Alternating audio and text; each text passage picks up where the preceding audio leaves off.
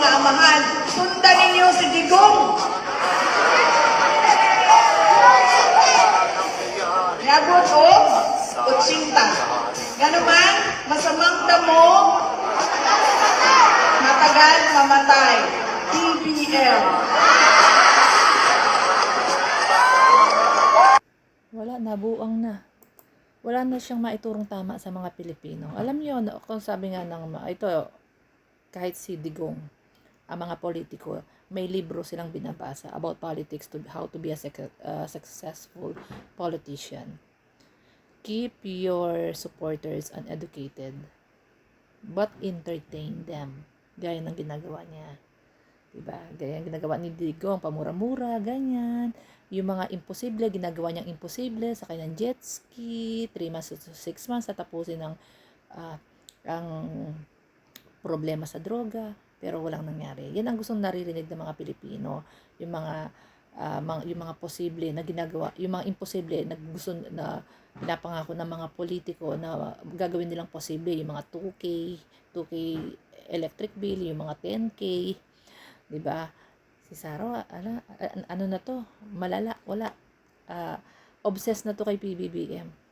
Obsessed na kay PBBM hanggang sa pagbaba ni PBBM, puro na lang to PBBM. Wala na, malala na to.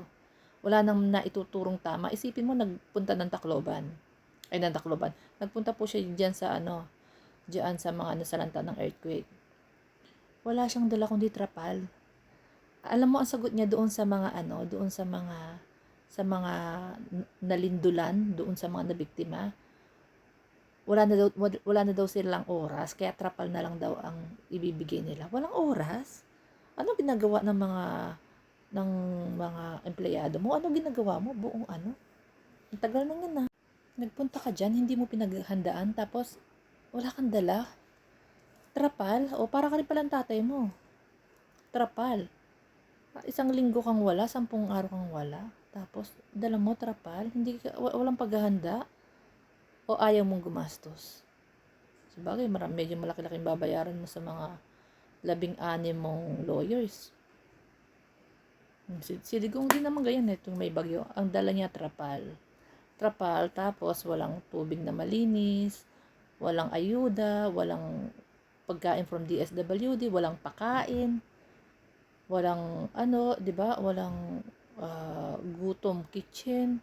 As in, wala. Maghintay kayo 1 linggo. Kaya yung mga tao naglabasan na kalsada, namamalimos. Kaya during Digong, naglabasan po yung mga bilyonaryo, sila Pangilinan.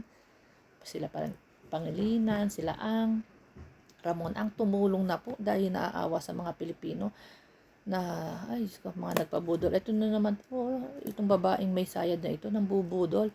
Ginawa pong ganyan. Laway ang puhunan. Yan naman yata gusto ng mga Pilipino, di ba? Laway lang ang puhunan. Dadalhan ka ng panakip, pantapal sa tinitirhan mo. Walang ayuda.